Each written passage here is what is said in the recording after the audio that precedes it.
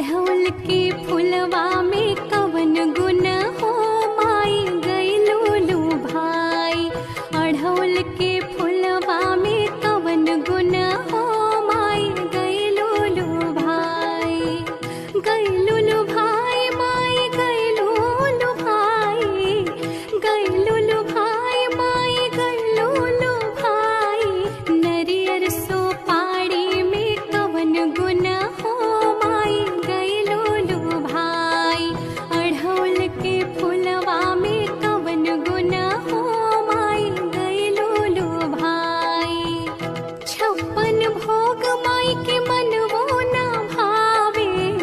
मनवो न भावे माई के मनवो न भावे। घुघुरी बतासा में कवन गुण हो माई गइलू भाई। अढ़ौल के फुलवा में कवन गुण हो माई गइलू भाई। हाथी घोड़ा माई के मनवो न भावे। मनवो न भावे माई के मनवो न भावे। सिरवा सव